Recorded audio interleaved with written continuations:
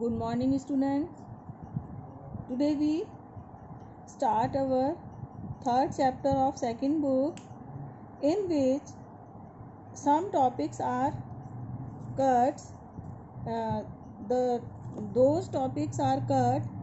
We will not prepare the question answers of on these topics. Okay. So name of chapter is Politics of Plant Development. Plant Development. In this chapter, changing nature, economy, and planning commission and the 5-year plans are removed. So we are not prepared, but we discuss. I explain you whole topic. Only question answers on these topic we are not supposed to go. Okay. Now we start this chapter.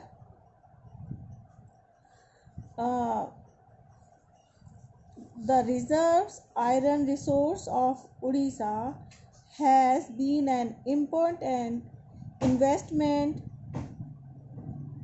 destination. The state government has signed a memorandum of the understanding MOU. ठीक है, memorandum of understand, इसको MOU use करेंगे हम लोग जब भी इस chapter के अंदर पढ़ेंगे.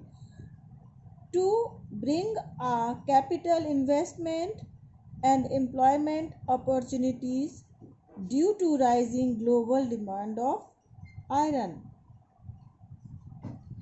In Odisha, there were some conflicts that come into being, such as fear of tribal people regarding displacement from their homes, and environmentalists were concerned about the environmental pollution. Now, in 10th class, students, we read about the resources and development, in which we discuss the whole type of resources that we found in our country. But in same chapter, we discuss the how we can use our resources in a sustainable manners, and how can we protect them, and what are the environmental conditions are aware regarding this thing. So how can we use these resources in a present, as well as environmentalists are worried about the future generation. How can we preserve these resources for our next generation? Okay. So when the Odisha government passed a memorandum of understanding, so through this memorandum, the people of Odisha, because in Odisha there are lots of mines of coal, through which the people of Odisha will get opportunity of jobs, as well as the investment and the capital which developed the Odisha.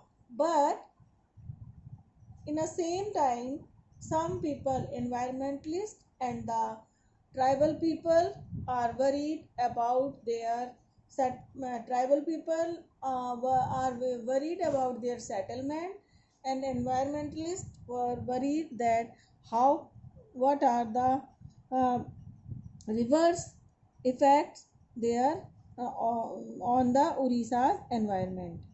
Immediately after independence, the Indian government took up the task of poverty, economic and social uh, redistribution of development of agriculture. अब क्या हुआ, after independent जो Indian government थी उसने अपना एक task लिया, एक टास्क सेटल किया, जिसमें कि वो दोबारा से मतलब गरीबी को ख़त्म करने के लिए ये टास्क लिया, जिसमें कि इकोनॉमिक सोशल को वो दोबारा से रीसेटलमेंट होगा, और जिससे कि एग्रीकल्चर का भी डेवलपमेंट होगा। आप लोगों ने पढ़ा था, मैंने आपको पढ़ाया था एग्रीकल्चर जो चैप्टर था, उसमें भूदान and Gramdan as well as landless peoples को देना, बेकारी को ख़त्म करना। इससे क्या था कि जो रूरल एरियाज थे उसमें बहुत ज़्यादा जो है पावर्टी को रिमूव करने के एफर्ट्स किए थे। सोशली अनटचेबिलिटी को ख़त्म करना, बहुत सारी हमारी सोशल इवल्स थी जिनको रिमूव करना, ये हमारी गवर्नमेंट ने लिया। और इकोनॉमिक इट मीन्स कि एफर्ट्स किए गए कि सबको ना अपॉर्चुनिटीज़ मिले जॉब्स के लिए। A systematic regulation of purposeful activities achieve national goal is known as planning। एक सिस्टमैटिक तरीके से किस तरह से हम अपने पर्पस को पूरा करेंगे, अपने जो हम उस गोल को कैसे पूरा करें जो हमारी नेशनल इकोनॉमी को डेवलप करे, इसी को जाना गया प्लानिंग के नाम से। India took inspire from the USSR for planning. बेटे 5 ईयर प्लान्स आपने सुना है कि एवरी 5 ईयर्स में, क्योंकि हम लोगों ने 200 ईयर्स की जो ब्रिटिशर्स थे उनकी जो हम उनके स्लेव थे, तो all the resources are already adjusted by the imperial government। now we were trying to how can we develop our country again and what kind of steps we should take। so in India to हाँ, तो जैसे कि हमने बताया था कि जब हमने फर्स्ट चैप्टर पढ़ा था आपका 11th में, या कि किस तरह से जो इंडियन कॉन्स्टिट्यूशन था, हमने अपने अच्छी अच्छी चीज़ें जो है आसपास के सभी जो कॉन्स्टिट्यूशन से उनसे हमने अडॉप्ट की थी। ठीक है, तो हमने यूएसएसआर को देखा था कि किस तरह से सेकेंड वर्ल्ड वॉर के बाद वो एक वर्ल्ड पावर बन के आया अमेरिका के साथ। तो उससे हमने जो प्लानिंग थी वो हमने यूएसएसआर से ली थी। To provide the basic necessity of life such as medical care, technological skills and advance skill, to make the state major intensive in industrial and the other economical investment, the Bombay Plan was drafted in 1944। बेटा हमने जब first book में पढ़ा था किस तरह से USSR में जो है क्या कहते हैं, वो लोग कम्युनिस्ट कंट्री थे, और जब वो रशिया के संग बहुत सारे कंट्री उसमें जुड़े तो वो यूएसएसआर हो गया। और किस तरह से उन्होंने अपनी एग्रीकल्चर को प्लान किया, किस तरह से उन्होंने इंडस्ट्री को प्लान किया, टेक्नोलॉजी डेवलप की, और किस तरह से उन्होंने वेपन्स मेकिंग में ना न्यूक्लियर एज वेल एज, तो रशिया जो है किस तरह से उन्हें, तो हम लोग उससे इंस्पायर थे और उस तरह से ही हम भी प्लानिंग करके अपने कंट्री को डेवलप करना चाहते थे। सो इस तरह से हमने पहली बार बॉम्बे प्लान, किस तरह क्या क्या करने के लिए। बॉम्बे बेटा हमारी अभी भी इकोनॉमिक कैपिटल है ना, शेयर्स के जो रेट्स होते हैं वो वहाँ से होते हैं, और जितनी भी इकोनॉमिक है ना वो है, वो कहाँ से होती है, हमारी बॉम्बे से हम लोग करते हैं। To make the state a take major in initiatives in industrial and the other economical investment, the Bombay plan was drafted in 1944। बहुत सारी एक्टिविटीज़ को डेवलप करने के लिए प्लान तैयार किया गया था। कब? 1944 में। In 1950, the Planning Commission of India was set up as an extra constitutional body along with the Prime Minister as its chairman, Prime Minister in charge, and some others members of the advisory of nature. It helped to increase the per capita income and reduce the waste of time। Planning commission बेटा एक और हम लोगों ने institution, मतलब legislature, executive, judiciary, election commission, इनके अलावा भी हमने एक और इंस्टीट्यूशन इंट्रोड्यूस किया 1950 में, जिसको आप लोग पहले प्लानिंग कमीशन के नाम से हम लोग जानते थे। अब 1914 के बाद, मतलब ये है ना, रिसेंटली हमने उसका नाम जो है वो चेंज कर दिया है, प्लानिंग कमीशन से अब वो नीति आयोग हो गया है। ठीक है, आप लोग जानते हो सबको। तो वो जब 1950 में बना था, 8th क्लास के अंदर ये सब पढ़ाया आपने। तो 1950 में जो प्लानिंग कमीशन है वो रेडी किया गया, जिसके चेयरमैन कौन होते हैं बेटा, ये सब आपके क्वेश्चन होते हैं आपके कॉम्पिटिटिव एग्जाम से। उसके चेयरमैन होते हैं प्राइम मिनिस्टर। इसमें कुछ एक्सपर्ट्स होते हैं। तो क्या होता है बेटा, बहुत सारा टाइम किसी स्पेशल चीज़ पे हमें लेना होता है, तो प्लानिंग किस तरह से पॉवर्टी को रिमूव किया जाए, नेशन को प्लान तरीके से किस तरह से डेवलप किया जाए, उसमें प्लानिंग कमीशन में बहुत एक्सपर्ट्स होते हैं। और वो जो है चेयरमैन प्राइम मिनिस्टर होते हैं। प्राइम मिनिस्टर क्या होते हैं, कैबिनेट और पार्लियामेंट के जो उन्हें मतलब कोऑर्डिनेट कर देते हैं। तो एवरीथिंग जो वहाँ होती रहती है। तो without waste our time we can discuss some important thing in a planning commission to remove the poverty, and how can we develop our country in a planned manner. This institution is introduced in 1950. This is called a planning commission.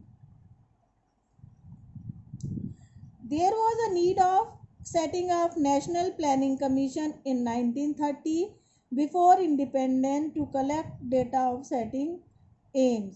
Later the government opted for the 5-year plans and annual budget. पहले जब हम आज़ादी से पहले before independence हम लोग ये जो है जो डिपार्टमेंट बनाया गया था, इसका जो है वर्क क्या होता था, सिर्फ डेटा को कलेक्ट करना। बट आफ्टर इंडिपेंडेंस गवर्नमेंट ने इसको 5-year प्लान और एनुअल बजट को कंसीडर करने के लिए इसको रखा। The 5-year plans was drafted by the economist K.N. Roy. In 1951, it mainly aimed to investing the dams and irrigation to raise the level of national income and land reform. First 5-year plans में बच्चों हम लोगों ने, क्योंकि India है जो, उसमें main occupation जो था पीपल्स का वो क्या था, जब हम इंडिपेंडेंट हुए थे तो हमारे 75 पीपल जो है 75% पीपल किस पे डिपेंड थे, एग्रीकल्चर पे। अभी भी इंडिया के अंदर इतना ज़्यादा अर्बनाइजेशन इंडस्ट्रियलाइजेशन हो गया है, बट स्टिल इंडिया में अभी भी 65 के अराउंड जो पीपल हैं वो किस पे डिपेंड करते हैं, एग्रीकल्चर पर। तो अगर हम ज़्यादा लोगों के को टारगेट करेंगे पॉवर्टी रिमूव करने के लिए, तो हमें क्या करना था, हमें एग्रीकल्चर पर अपना फोकस करना था। तो फर्स्ट 5-year प्लान में हम लोगों ने अपना जो फोकस रखा वो किसके ऊपर रखा, एग्रीकल्चर, इरिगेशन। और फर्स्ट 5-year प्लान में बेटे हम लोगों ने भाखड़ा नागल डैम, जिससे कि पूरे पंजाब में अंदर जो है बहुत ज़्यादा डेवलपमेंट हुआ था। किस चीज़ का, एग्रीकल्चर का। और डैम्स जो आप जानते हो, डैम्स के बहुत सारे आपने 10th क्लास में पढ़ाए थे ना, एडवांटेज क्या होते हैं कि एक तो बेटा इरिगेशन इम्प्रूव हो जाती है, दूसरा इलेक्ट्रिसिटी जनरेट होती है, तो इंडस्ट्री भी डेवलप होती है, एज वेल एज वहाँ पर डेवलपमेंट होता है, और फ्लड को कंट्रोल करती है। नंबर वहाँ पर टूरिस्ट प्लेस जो है वो डेवलप होते हैं। तो इस तरह से डैम्स जो है वो, तो हम लोगों ने फर्स्ट 5-year प्लान में एग्रीकल्चर को टारगेट किया, फोकस किया। इट मीन्स कि उसको इम्प्रूव करने के, लैंड को रिफॉर्म करने के लिए जो बहुत सारे हम लोगों ने इंस्टीट्यूशंस वहाँ पर स्टार्ट किए। ठीक है, इस तरह से हम लोगों ने अपना ये स्टार्ट किया। India adopted the mix economy to propose to private and public sector. India ने ना बेटा, हम लोग ना तो बिल्कुल कम्युनिस्ट बने और ना ही बिल्कुल कैपिटलिस्ट बने, हमने दोनों मीडियम जो वे था उसको अडॉप्ट किया। हमने private as well as public, मतलब कैपिटलिस्ट। हमने रशिया को से हम बहुत ज़्यादा इंस्पायर थे, बट हमने इस चीज़ में ओपन रखा और प्राइवेट इन्वेस्टर्स के लिए भी हमने पूरा ओपननेस दिखाई। इट मीन्स कि हमारी जो इकोनॉमी थी उसमें प्राइवेट जो पर्सन थे, इंडिविजुअल जो पर्सन्स थे, उनको भी हमने फुल चांसेस दिए गवर्नमेंट के साथ साथ। इंस्टेड ऑफ कैपिटलिस्ट और द सोशलिस्ट इकोनॉमी, ना हम कैपिटलिस्ट मतलब अमेरिका की जो पॉलिसी थी, याद है आपको 3rd चैप्टर में मैंने बताया था कि अमेरिका जो है capitalist, it means open market, everything is open for everybody. And the socialist में क्या है, everything is under the control of government. But India ने क्या करा, दोनों रखे, प्राइवेट को भी चांस दिया and as well as government तो था ही था।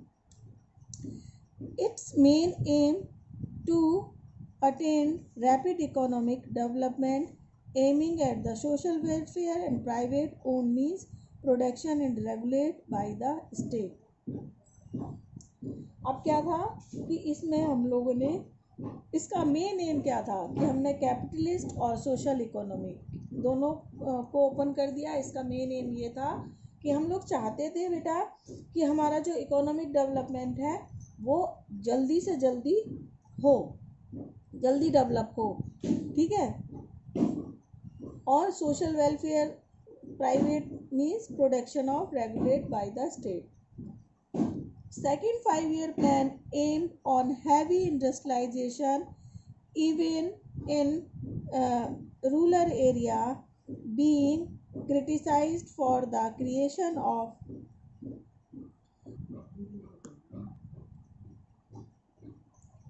Second 5-year plan aim on heavy industrialization even in rural area being criticized for the creation of prosperity in urban and the industrial sector at the cost of rural welfare. The proposed programs of community development and spend large sums on irrigation project.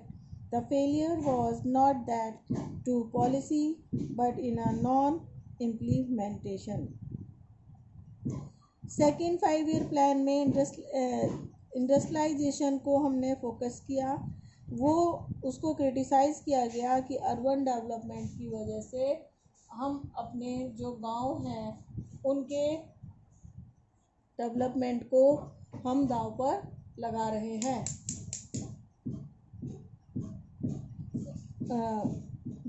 ये जो हमारा second 5-year plan था ये fail हुआ क्योंकि planning बहुत अच्छी थी बट उसके इम्प्लीमेंटेशन में हम लोग जो है वो फेल हुए, ठीक है। तो ये था आपका। नेक्स्ट है during the planning process the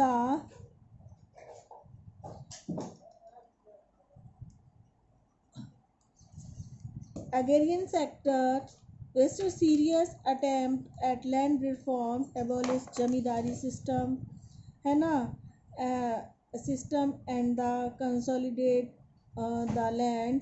These were not much successful due to some drawbacks.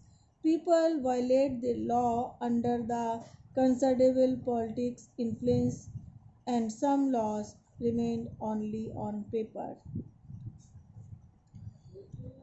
During the planning process, जब ये प्लानिंग बन रही कि प्लानिंग का प्रोसेस चल रहा था, कुछ सेक्टर विटनेस थे जिन्होंने क्या किया, लैंड रिफॉर्म्स किए हम लोगों ने, जिसमें जमींदारी जो था सिस्टम उसको बिल्कुल ख़त्म कर दिया।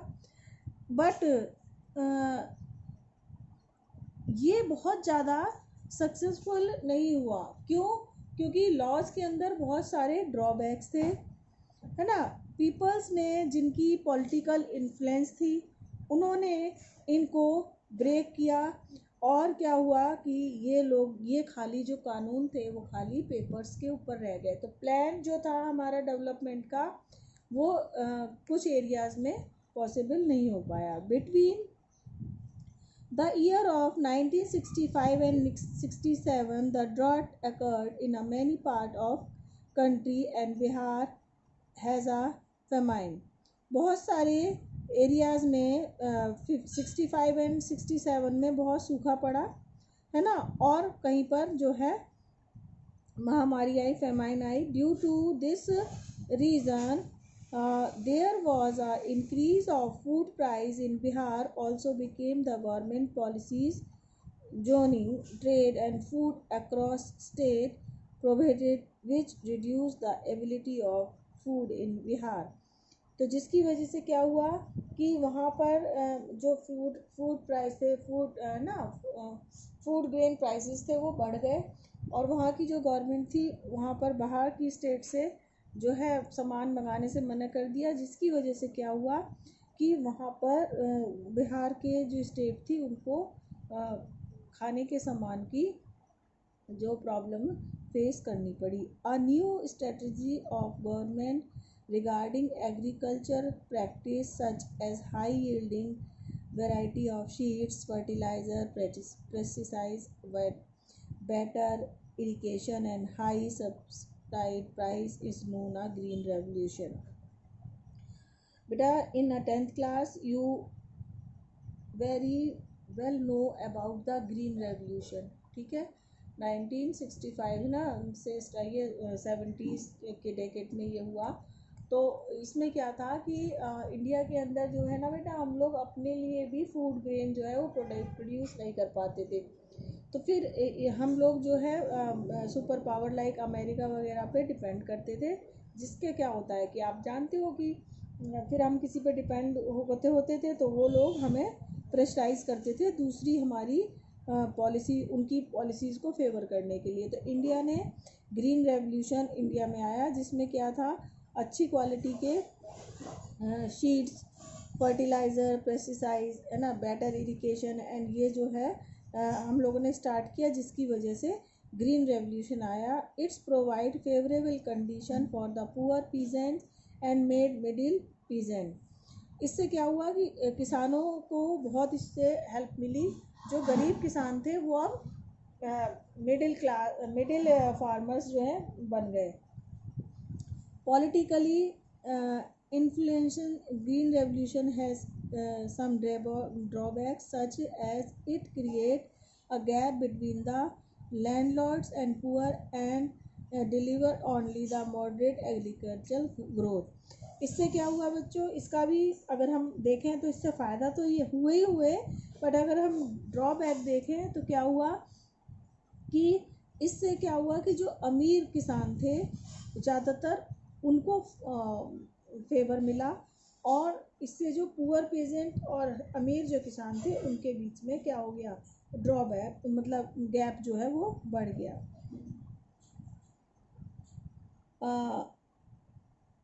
White revolution in Gujarat started. He was also known as the milkman on the India. He also launched Gujarat Cooperative Milk in Marketing Federation Limited.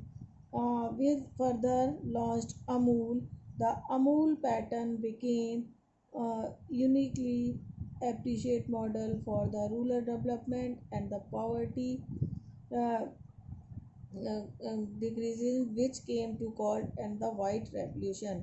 जिस तरह से बेटे ये हम लोग ने एग्रीकल्चर के अंदर जो ग्रीन रेवोल्यूशन माना गया, तो कोऑपरेटिव सोसाइटीज़ जो हमने रशिया के अंदर देखा था कि पोलैंड, तो उसमें क्या होता है कि कोऑपरेटिव सोसाइटी बनी जो पहले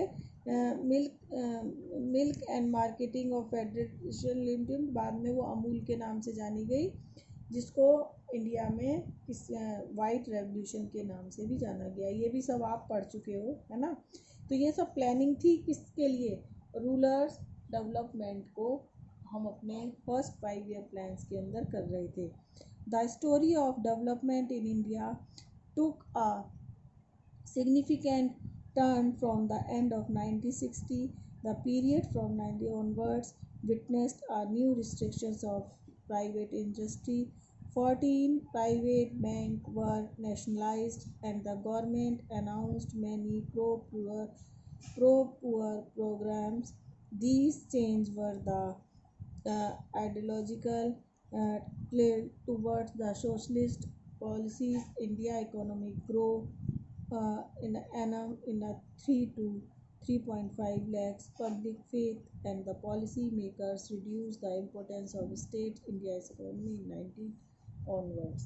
ठीक है, तो क्या हुआ कि ये सब जो है इंडिया में की जो इकोनॉमी है उसके डेवलपमेंट में इसने अपने एफर्ट्स किए. So students, I will send you the notes of this topic and you will prepare this on your copy. Tomorrow I will send you the notes of this chapter, and if you have any problem regarding this topic, uh, I will we will discuss in a Zoom class, or you can call me 4 to 5. Okay, have a nice day. Thank you so much.